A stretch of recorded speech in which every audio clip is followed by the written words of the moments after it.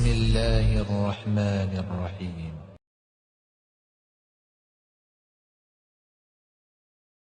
اعوذ باللہ من الشیطان الرجیم. بسم اللہ الرحمن الرحیم. وبہ نستعین وہو خیر ناصر ومعین. قال النبی صلی اللہ علیہ وآلہ وسلم قد اقبل الیکم شہر اللہ بالبرکۃ والرحمۃ والمغفرہ. ناظرین کرام، سب سے پہلے آپ کی خدمت میں اس عظیم بابرکت مہینے کی مبارکباد پیش کرتا ہوں. خدا کا لاکھ لاکھ شکر ہے کہ اس نے ایک مرتبہ پھر ہم کو اس عظیم مہینے میں اپنی مہمانی کے لیے چن لیا ہے. ناظرین، میزبان خدا ہے اور ہم مہمان ہیں. ہمارا میزبان بہت کریم ہے. اب اس کے کرم سے ہم کیسے اپنا حصہ لے سکتے ہیں، وہ رسول خدا صلی اللہ علیہ وآلہ وسلم نے شعبان کے آخری جمعے میں بتایا ہے. اس مہینے کی بہت زیادہ اہمیت، عظمت ہے. اس مہینے کی عظمت اور اہمیت کے لیے یہی کافی ہے کہ آسمانی 4 کتابیں تورات، انجیل، زبور اور قرآن اس مہینے میں نازل ہوئے ہیں. یہ وہ مہینہ ہے کہ جس مہینے میں انسان جس میں کبھی اسے ثواب نہیں ملتا، خداوند تعالیٰ نے ان چیزوں میں بھی ثواب رکھ دیا ہے. عام طور سے انسان سو جاتا ہے، دنیا سے غافل ہو جاتا ہے. سونے کی حالت میں انسان یقیناً ثواب حاصل نہیں کرتا ہے.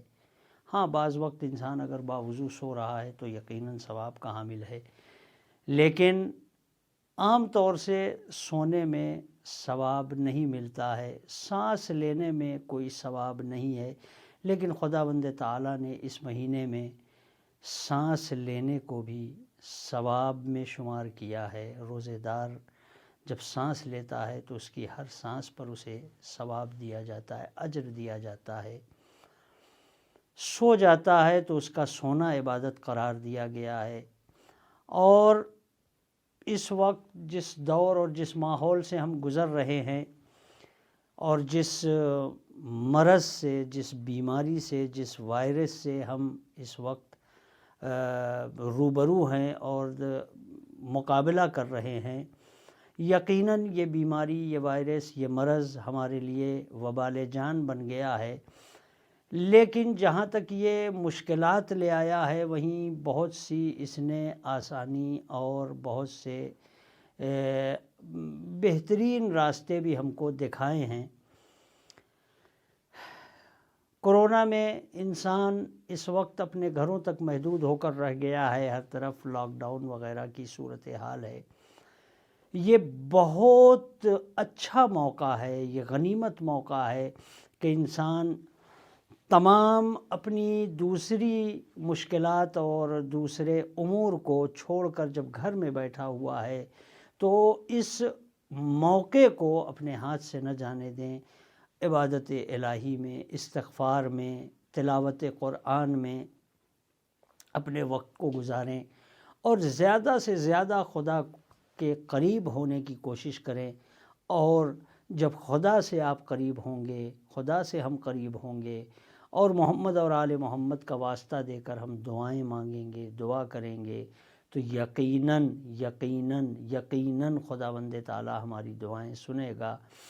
اس لیے بھی سنے گا کہ خداوند تعالیٰ نے اپنا مہمان ہم کو بنایا ہے، اور میزبان اپنے مہمان کی جائز ضروریات کو ٹھکراتا نہیں ہے.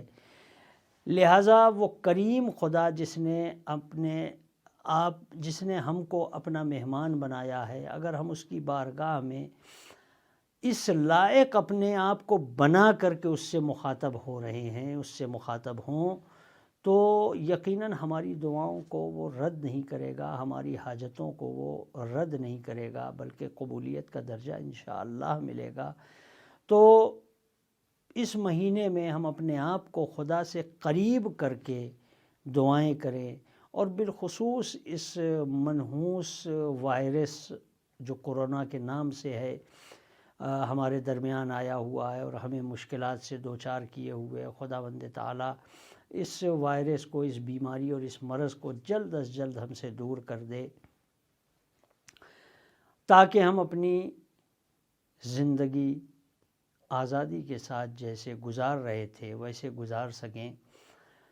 تو اس مرض نے بھی ہم کو ایک بہترین موقع فراہم کیا ہے کہ ہم اس سے فائدہ اٹھائیں اور اپنے آپ کو خدا سے قریب کرنے کے جو طریقے ہیں اس کو اپنائیں۔